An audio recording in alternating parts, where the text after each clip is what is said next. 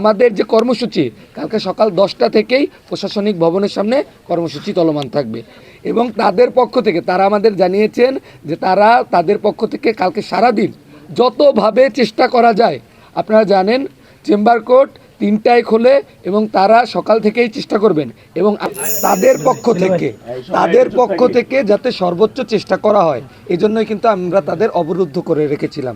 আপনারা জানেন এই সাকসু ইলেকশন এখন আর এই 320 একরের মধ্যে সীমাবদ্ধ না এবং আমাদের প্রশাসনের হাতেও পুরোটা নেই, এটি কিন্তু হাইকোর্টে চলে গিয়েছে। তো প্রশাসনের পক্ষ থেকে আমরা আশ্বাস পেয়েছি যে তাদের পক্ষ থেকে যত কিছু করা সম্ভব হাইকোর্টে যাতে এই রিটটি খারিজ করা যায় সেটা তারা করবে। এখন তাদের উপরে একটি অনাস্থা তৈরি আমাদের অনেক আগেই হয়েছে, কারণ বিশ্ববিদ্যালয়ে যে কোনো ঝামেলায় আমরা দেখতাম ভিসি স্যার ক্যাম্পাসে থাকতেন না, তিনি ঢাকা চলে যেতেন। এই জন্য সবার মধ্যে কিন্তু এরকম একটি বিষয় তৈরি হয়েছে তিনি কালকে যদি আবার চলে যান, এই জন্য আমরা এটা নিশ্চিত হওয়ার চেষ্টা করছি যে তিনি এই ক্যাম্পাস ছাড়বেন না এবং তিনি এটাও আশ্বস্ত করছেন যে আর যদি কোনোভাবে ঢাকা যাওয়ার দরকার হয় সে ঢাকা যাবেন শুধুমাত্র সাকসুকে বাস্তবায়ন করার জন্য।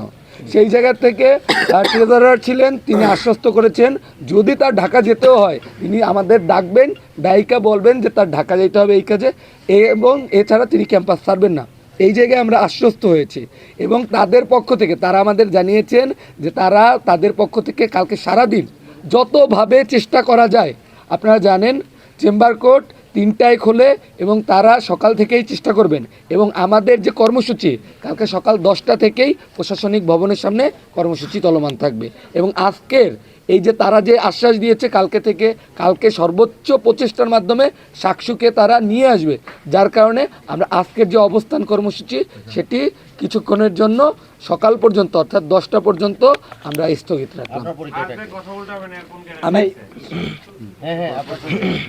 আমি পলাশ বক্তিয়ার, শিক্ষার্থী 19-20 সেশন। কালকে হচ্ছে আমরা সকালের দিকে আমাদের কার্যক্রম ঘোষণা করব, আর সেক্ষেত্রে তাদের হচ্ছে আমরা যে অবরুদ্ধ করে রেখেছিলাম সেটা কালকে পর্যন্ত মানে আজকে রাতের জন্য আমরা হচ্ছে ছেড়ে দিচ্ছিলাম তাদের।